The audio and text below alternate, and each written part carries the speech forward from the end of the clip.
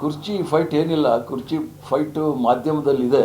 ಅದೇನಾದರೂ ಇದ್ದರೆ ಅದು ಕಾಂಗ್ರೆಸ್ ಪಕ್ಷದ ಹೈಕಮಾಂಡ್ ತೀರ್ಮಾನ ಮಾಡುತ್ತೆ. ಆ ತೀರ್ಮಾನ ಮಾಡೋರ್ಗೂ ಸಹ ಎಲ್ಲರೂ ಸಹ ಕಾಯಬೇಕಾಗುತ್ತೆ. ನಾನು ಸಮಯ ಕೇಳಿರೋದು ಯಾವ ವಿಚಾರ, ಅವ್ರ ಸಮಯ ಕೇಳಿರೋದು ಯಾವ ವಿಚಾರ, ಭಾಳ ನಮ್ಮ ವಿಚಾರಗಳು ಅಲ್ಲಿ. ನಾನೊಬ್ಬ ವರ್ಕಿಂಗ್ ಕಮಿಟಿ ಸದಸ್ಯ, ಹರಿಯಾಣದ ಉಸ್ತುವಾರಿ ವಹಿಸಿದ್ದೀನಿ. 14ನೇ ತಾರೀಕು ನಾವು ರಾಮಲೀಲಾದಲ್ಲಿ ದೊಡ್ಡ ಓಟ್ ಚೋರಿ ವಿರುದ್ಧ ಒಂದು ದೊಡ್ಡ ಸಮ್ಮೇಳನವನ್ನು ಮಾಡ್ತಾ ಇದ್ದೀವಿ ರಾಮಲೀಲಾ ಮೈದಾನದಲ್ಲಿ.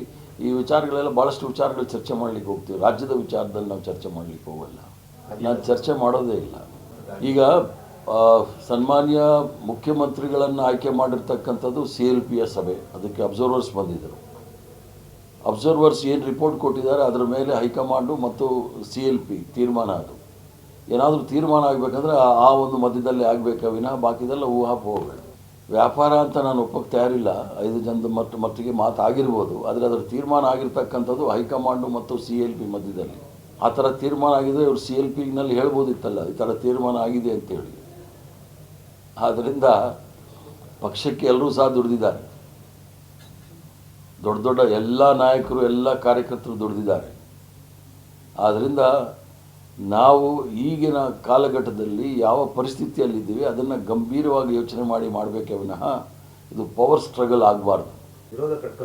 ಅಲ್ಲ, ರಾಜಕೀಯವಾಗಿ ಹಲವಾರು ವಿಶ್ಲೇಷಣೆಗಳು ಚಿಂತನೆಗಳು ಬರುತ್ತೆ.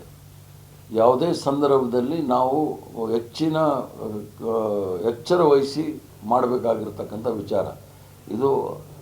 ಈ ಒಂದು ಅದಕ್ಕೆ ನಾನು ಪವರ್ ಸ್ಟ್ರಗಲ್ ಅಂತ ಹೇಳೋದು. ಇದಕ್ಕೆ ನಮ್ಮ ಹಿರಿಯರು ಮಲ್ಲಿಕಾರ್ಜುನ್ ಖರ್ಗೆ ಸಾಹೇಬರಿದ್ದಾರೆ, ರಾಹುಲ್ ಗಾಂಧಿಯವರಿದ್ದಾರೆ, ಹೈಕಮಾಂಡ್ ಇದೆ, ಇವುದು ತೀರ್ಮಾನ ಮಾಡುತ್ತೆ.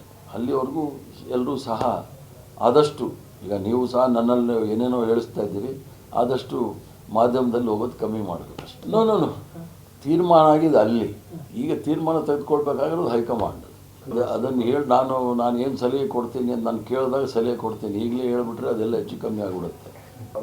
ನೋಡಿ, ಖರ್ಗೆ ಸಾಹೇಬರು, ವೀರಪ್ಪ ಮೊಯ್ಲಿಯವರು, ರೆಹಮಾನ್ ಖಾನ್ ಬಿಟ್ಟರೆ ನಾನೇ ಹಿರಿಯ ಕಾಂಗ್ರೆಸ್ಗೆ ಇರೋದು. ಯಾವುದೇ ಒಂದೇ ಒಂದು ದಿವಸ ಪಕ್ಷ ಬಿಡದೆ ನಿರಂತರವಾಗಿ 51 ವರ್ಷ ಈ ಪಕ್ಷದಲ್ಲಿ ಕೆಲಸ ಮಾಡಿರ್ತಕ್ಕಂಥವ್ನು. ಜವಾಬ್ದಾರಿ ಏನು ಅನ್ನೋದು ನನಗೆ ಚೆನ್ನಾಗಿ ಗೊತ್ತಿದೆ. ಇದೇ ಚಿಕ್ಕಮಗಳೂರಲ್ಲಿ ಇಂದಿರಾ ಗಾಂಧಿ ಚುನಾವಣೆಯಿಂದ ಹಿಡಿದು ಇಲ್ಲಿ ತನಕ ನಿರಂತರವಾಗಿ ಸತತವಾಗಿ ಪಕ್ಷದಲ್ಲಿ ಕೆಲಸ ಮಾಡಿರೋದು ಯಾರಾದರೂ ಇದ್ದರೆ ಅದು ನಾನೊಬ್ಬನೇ. ನಾನು ಅದು ನನ್ನ ಪ್ಯಾಷನ್ ಅಂತಾರೆ ನೋಡಿ, ನಾನು ಉತ್ಸಾಹ ಪಕ್ಷದಲ್ಲಿ ಕೆಲಸ ಮಾಡ್ತಕ್ಕಂಥದ್ದು. ಸರ್ಕಾರ ಅಧಿಕಾರ ಅದೇ ದೊಡ್ಡದು ಅಂತೇಳಿ ಜನ ಕೆಲವರು ಭಾವಿಸಿರ್ಬೋದು, ಅದು ನನಗೆ ಅದು ದೊಡ್ಡದಲ್ಲ. ನನ್ನ ಪಕ್ಷ ಭಾಳ ಮುಖ್ಯ, ಪಕ್ಷದ ಸಿದ್ಧಾಂತಗಳು ಭಾಳ ಮುಖ್ಯ. ಪಕ್ಷಕ್ಕೆ ಹಾನಿ ಆಗ್ತಾ ಇದೆ, ಜವಾಬ್ದಾರಿ ಸ್ಥಾನದಲ್ಲಿರ್ತಕ್ಕಂಥವ್ರು ಸಹ ಯೋಚನೆ ಮಾಡಬೇಕಾಗಿದೆ.